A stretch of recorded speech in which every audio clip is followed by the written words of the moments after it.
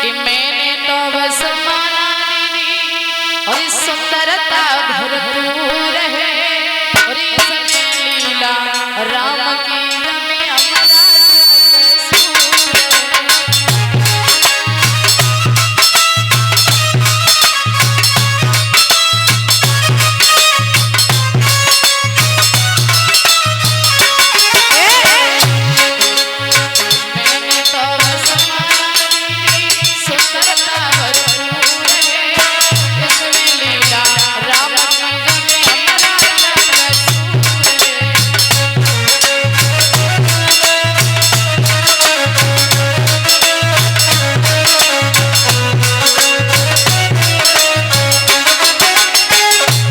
जवाब दिया, बहना अगर तू ये बात कह रही है तो एक बात याद रखना, रुक्मिणी ने कहा है कि जिस दिन मेरा विवाह होगा तेरे पति, तू अपने पतियों की इतनी पत्नियों के लिए इतना तू फूल रही है ना, तो जिस दिन मेरा पति आएगा उस दिन देख लेना तेरा पति मेरे पति के चरणों की धूल होगा।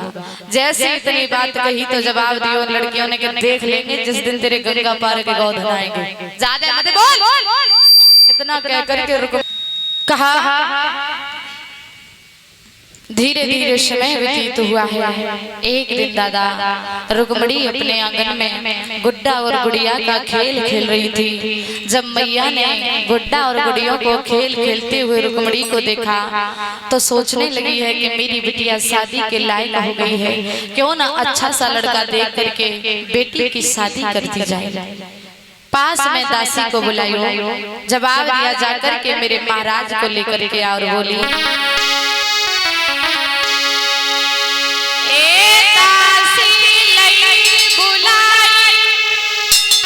कहीं समझाई चली निकजारी और मेरे बालम को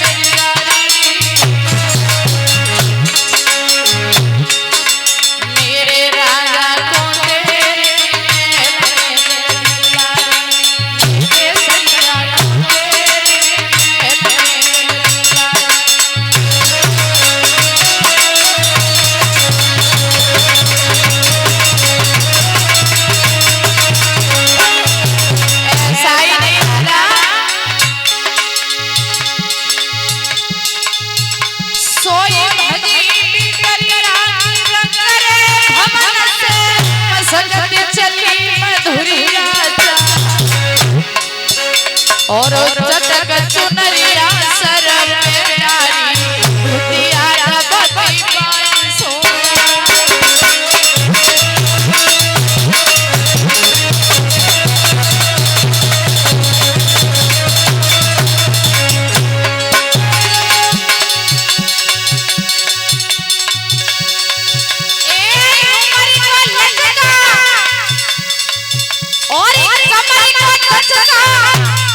लचका लगे कमर और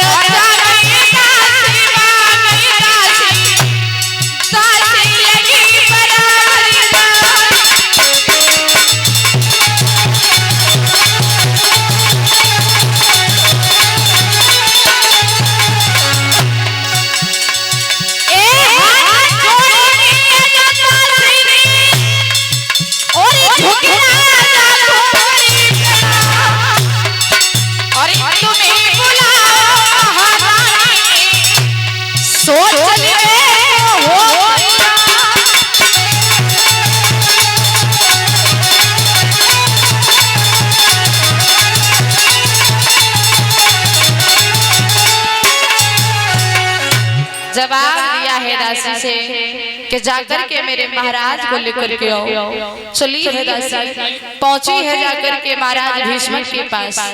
और जब भीष्म के पास में पहुंची, पूछा है क्या बात है, बोले महाराज आपकी पत्नी ने आपको बुलाया है, आप हमारे साथ में चलिए। जैसे इतनी बात कही तो बोले अभी तो हम घर से ही आए हैं, तब तो हमसे रानी ने कुछ नहीं कहा, अब क्यों? बोले महाराज हमें इस बात का पता नहीं है, लेकिन आप हमारे साथ चलिए। भीष्म चली है दासी के साथ, आंगन में पहुंचे, पचरंग पलंगा को नवा दिया, हाथ में महाराज बीजना लेकर के हवा करने लगी, धीरे धीरे बातचीत करने लगी। जवाब दियो बोले महाराज आप राजपाट में इस तरीके से व्यस्त हैं, आपको कुछ पता है कि घर में क्या हो रहा है?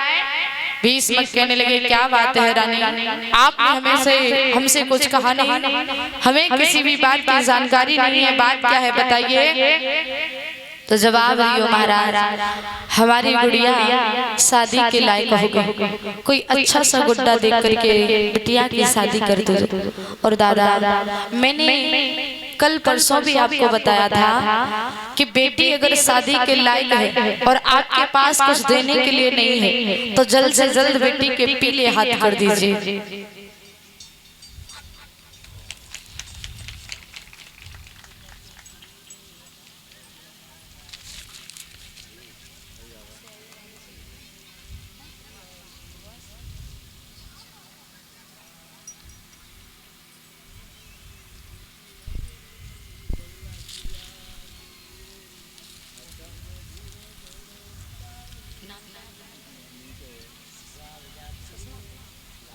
और इसी बीच में ये हमारी भाभी जी सर पर पगड़ी रख करके और चुनरी डाल करके गले में माल्या अर्पण करके 51 मुद्राएं दे करके हमारा मान सम्मान कर रही हैं। जो ग्राम भोआ से आई हुई हैं, मैं भगवान से कामना करूंगी कि हमारी भाभी जी के हाथ हमेशा दान और धर्म की तरफ बढ़ते रहे, समाज में सम्मान मिलता रहे, राधा रानी अपनी असीम अनुकंपा भाभी जी के ऊपर बनाए रखे।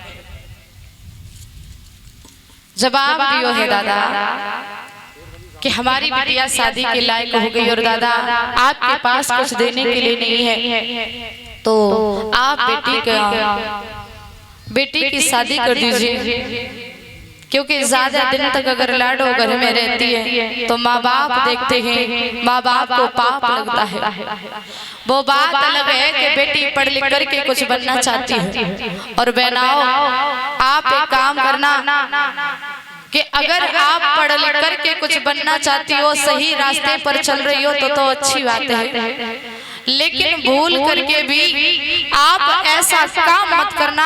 अगर आप कथा सुनने के लिए आई हो तो हम आपसे एक ही बात कहेंगे कि एक बात सीख करके आप जरूर जाना, क्योंकि तुम्हारी इज्जत से ही माँ बाप की इज्जत बनी हुई है। और अगर एक बार आपने अपनी इज्जत पर दाग लगा दिया, क्योंकि दादा आप हमेशा देखना कि अगर कोई शीशा होता है और शीशे में दरार पड़ जाए तो वो दरार दूर से दिखती है कि शीशे में दरार हो चुकी है। और अगर बेटी चरित्रहीन हो जाए तो महाराज बेटी के नेत्र बता देते हैं ये बेटी किस चरित्र की है, किस चरित्र की नहीं है। बहनाओं मेरा आपसे एक ही निवेदन है कि आप भागवत सुनने के लिए आई हो तो एक बात हमेशा याद रखना कि माँ बाप का जो सर है वो कभी झुकने मत देना। अगर तुम्हारा पिता किसी रास्ते से, किसी गली से, किसी शहर से जा रहा है तो उसका नाम तुम्हारे नाम से पहचान होने लगे कि इस बेटी का पिता है, तो महाराज आप बेटियों समझ जाना कि मैंने अपने दूध का कर्ज अदा कर दिया। कभी भी ऐसा काम मत करना जो तुम्हारा पिता समाज में बैठ के लायक ना रहे, क्योंकि मैंने दादा बहुत सी बेटियों को देखा है और बहुत से भाइयों को भी देखा है कि 2-4 दिन के प्रेम में माँ बाप का प्यार भूल जाते हैं। 2-4 दिन के प्रेम में कल के जैसे किसी बहन को, किसी भाई को किसी लड़की से प्रेम हो गया तो माँ बाप को छोड़ करके महाराज कोर्ट मैरिज, लव मैरिज भाग जाते, करवा लेते। लेकिन याद रखना जो कोर्ट मैरिज आप करवा रही हो बहनाओं, कल के आज तो खुश हो लेकिन 4 दिन के बाद आपकी जिंदगी को बहुत बड़ी दुख देने वाले हैं, क्योंकि 4 दिन की जिंदगी सिर्फ 4 बातें आपको प्यारी लग गई और आपने शादी कर ली माँ बाप की बिना मर्जी के। तुम्हारी जिंदगी में तूफान आने से कोई नहीं रोक सकता। बहनाओं, माँ बाप का कभी नाम खराब मत करना, अपना सर हमेशा गर्व से ऊंचा रखना। जवाब दिया है कि बेटी हमारी शादी के लायक हो गई, आप हमारी बेटी की शादी कर दीजिए। कहा है ठीक है, अभी जा रहा हूँ और सभा में जाकर के मैं सबको ये चर्चा सुनाऊंगा और जिस किसी की नजर में कोई अच्छा सा लड़का होगा वो हमें जरूर बताएगा।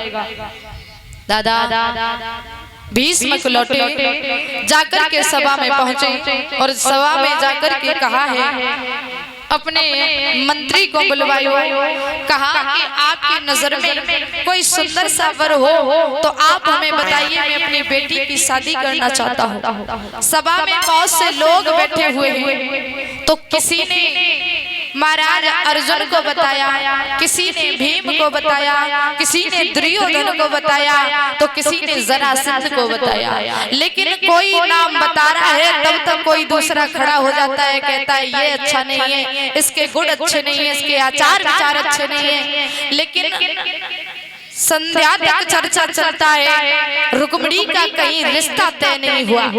और जब रुक्मिणी का कहीं रिश्ता तय नहीं हुआ तो महाराज भीष्म का सबसे छोटा बेटा खड़ा हुआ। जवाब दिया है पिताजी, क्या मैं कुछ बोल सकता हूँ? इस सभा में बोलने का मेरा कुछ अधिकार है या नहीं? तो जवाब दिया हाँ हाँ, क्यों नहीं, आप भी बताओ, क्या तुम्हारी नजर में कोई अच्छा सा लड़का है? बोले हाँ पिताजी। कौन है? बोले बाबा नंद का जो बेटा है जिसका नाम कन्हैया, आप हमारी बहन की शादी कन्हैया के साथ में कर दो।